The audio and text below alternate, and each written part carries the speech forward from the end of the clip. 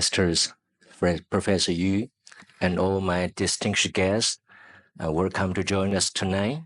I would like to express gratitude on behalf of Dharma Master Zheng Yan for our Zen Master Tina Han and Professor Yu can join us tonight and visit Tzu as being second times. I believe it's about more than 10 years ago when you visit Hualien to see Master Zheng Yan. It's a very good occasion for both Grandmaster can exchange their feeling on the engaged Buddhism or prior Buddhism. Very unfortunately, Master Zheng Yan cannot come over today, and she would like to express her deeply gratitude for your coming and visiting. And also, I have to thank you, Professor Yu, by your introducing so that we have a chance to listen to the teaching of Zen Masters. And I believe it is a very special occasion. And we all share with the same value and same concepts of engaged Buddhism or applied Buddhism. And Master Zheng Yan always, bring us to contact the suffering person and provide love to them selflessly. So through that action, through that altruistic action, we can purify our mind. We can be mindfulness. And then we can start to change our bad behavior or bad karma. And also, we have to learn from the others. So the community is very important. The environment is very important. All environment, all people, good people surround you. You can see through them and see yourself. You can reflect your weakness, reflect your complexity, reflect your greed. So the community is very important for the Buddhists to practice Buddha's teaching. So the compassion and selfless giving is a very important teaching from Buddha as well as from Master Zheng Yan.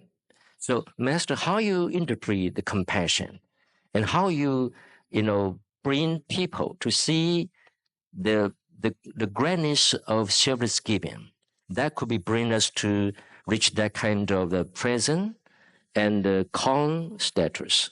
I myself have been engaged in social service during the time of the war in Vietnam.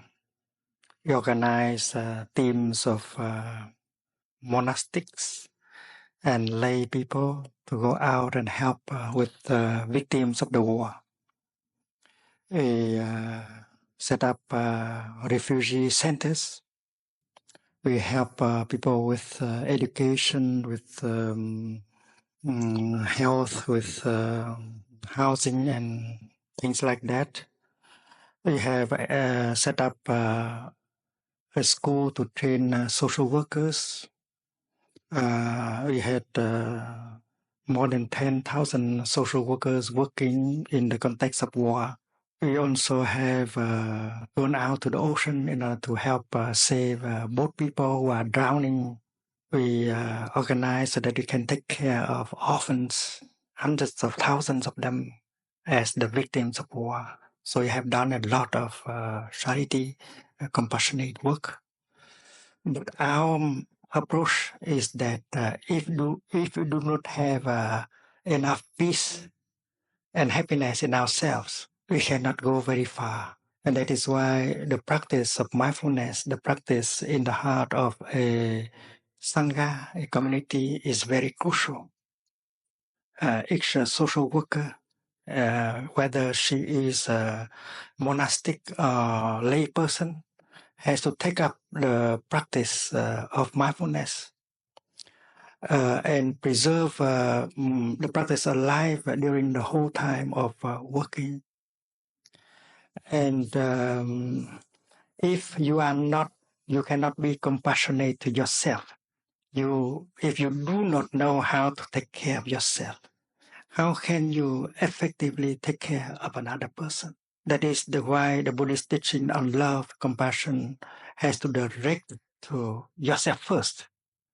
And if you have some progress in yourself, it's time for you to reach out and help other people. That is why social workers, volunteers have to take good care of themselves. have to learn how to release the tension, how to listen to the suffering, how to reconcile with their beloved one in order for their work to have a meaning. Otherwise, that is to forget our own suffering. Social work as a means to cover up our suffering, that is not truly social work. It's not motivated by compassion. That is why our social workers, whether they are monastic or lay, has to practice in order to reconcile with people in their own family, in their own communities, in order to be able to be sent to the areas where they have to, they will have a chance to serve. And again, right view is very important. Right view is the absence of discrimination. You all know that the basic teaching of the Buddha is no self, the teaching of no self. There is no separate self. If we look into ourselves deeply with mindfulness and concentration, we get the insight that we are only made of non-us elements. Elements like a father, mother, ancestors, education, food. If we remove all these elements out of us, there is no us. So a self is only made of non-self elements. This is very important. When you look into a flower, you see the flower is made of the earth, the sunshine, the water, the farmer. And you can touch, when you touch deeply a flower with mindfulness, you touch the cloud that has made the water to allow the flower to grow. So everything is in the flower. All the cosmos can be found in one flower. That is the Buddhist teaching. A flower does not have a separate existence. That is the teaching of non-self. And that is right view. And social work, charity work should be based on that, on that teaching. It's like my two hands. My two hands, they have the wisdom of non-discrimination. They don't fight each other. They are always in harmony. My right hand, she can do a lot of things. She can do calligraphy. She can play the drum, the bell. She can write poems. But my right hand is free from the complex of superiority. It never tell my left hand, you are good for nothing. All the poems of Thai I have written by myself. It has never had that kind of thinking, because there is the wisdom of non-discrimination in it. And my left hand does not suffer of the complex of inferiority at all. That is why it has been collaborated with my hands in a perfect way. No complex, whether that is the complex of superiority or inferiority or even equality. One day I was driving a nail in order to hang a picture, and my right hand was holding a hammer and my left hand a nail. But I was not very skillful that morning. Instead of pounding on the nail, I pound on the finger. They were suffering. Right away, my right hand put down the hammer and take good care of my left hand without any asking for by the help from the left hand. It takes care of the left hand as if it takes care of itself. There is no helper. There is no one who is helping. There is no one who is being helped. They are together. So that is the teaching of the Buddha on non-duality, non-discrimination. So if you are a true volunteer working in the charity movement, you should see that the person you are helping is yourself. And with that, you don't suffer anymore from jealousy, from discrimination, and you are a bodhisattva in your work. And I think the Buddhist teaching is very crucial in helping us to maintain alive our compassion, our willingness to serve. And while working and helping people, we have to continue to nourish our joy, our happiness, our compassion in order for us to continue for a long time. That is what we think of social work. Master teaching is very crucial that if you cannot have a mindfulness or pure mind, then we cannot be a good volunteer or good social worker. So that's why Master Cheng Yen always emphasizes on precept and love. He said, managing by love and construct system based on precepts. So all the Tzu Chi volunteers, they comply with the 10 commandments, 10 precepts. In order to support the others, you have to be really follow the discipline, purify yourself so that you can carry on all the duty, all the relief to the others.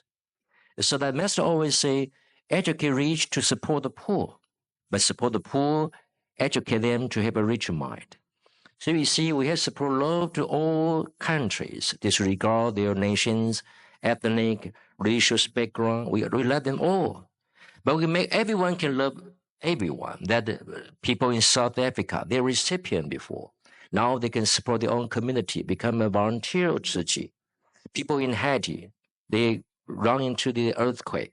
We support them. Now they can support themselves. They can be a volunteer to provide love to the others. But Master also emphasized, her teacher's teaching for Buddhism and for people. If you want for people, you have to for Buddhism.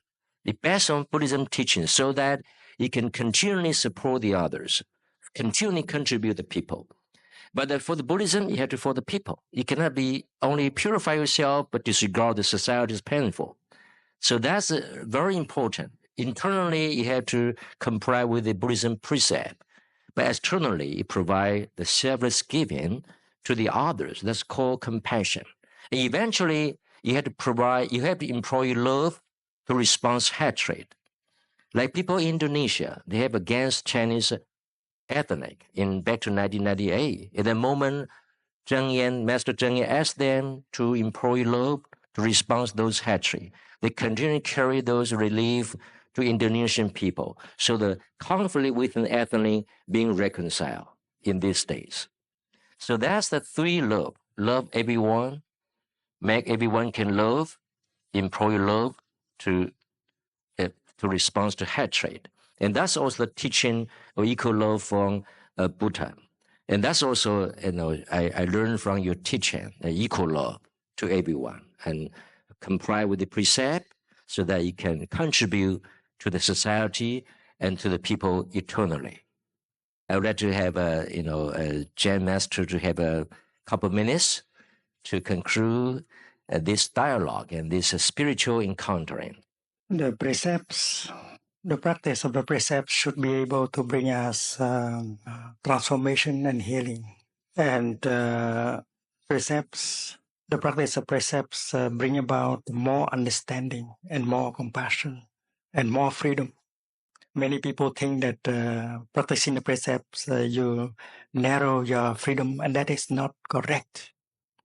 It increases your freedom. For instance, if you are addicted to alcohol or drugs, you lose your freedom. And that is why not to drink alcohol, not to use drugs, preserve your freedom. And if we practice 5 precepts deeply, we are able to promote our understanding. We can transform our anger, our fear, our despair, because understanding brings always love. And the precepts do not just purify you. It helps you to transform fear, anger, and despair in you. And when compassion is in you, it wants to express itself in the form of action. So one person who is truly compassionate always wants to do something, to be something in order to help transform the world. We have a new version of the 5 precepts produced in Plum Village after so many years of practicing together. This version of a new version of the 5 precepts represent the Buddhist insight of non-duality, non-self, non-discrimination, and it presents very concrete ways to practice so that we can nourish our true happiness and our love. So the 5 precepts are to cultivate understanding and love, which is the foundation of all happiness. And the world needs a global ethics. And the new version of the 5 precepts that we have offered represent the Buddhist vision of a world ethics, and everyone can practice, not just the Buddhist. And I think it should be the basic practice of the individual. It should be the basic practice for the family life. It is the basic practice of a community, of a nation. If a whole nation take up the practice of the 5 precepts, that nation will have peace, unity, brotherhood, sisterhood, and that nation can help other nations also. So the difficulties that we encounter in our time, so many catastrophes, so many conflicts, and much suffering, that is because the collective karma we have together live in a way that mindfulness is rare, is not possible. That is why we have created this world full of suffering. And only when we help people to wake up to the fact that without practicing together, we have no chance to save our planet. And that is why collective awakening is what we need in order for a future to be possible for our children. And awakening is not just an idea or a hope. The practice of the 5 precepts in its new version is embodied truly the new collective awakening.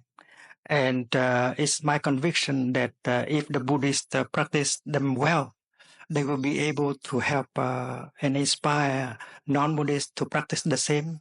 Because in big spiritual traditions, there are elements of the same kind of wisdom.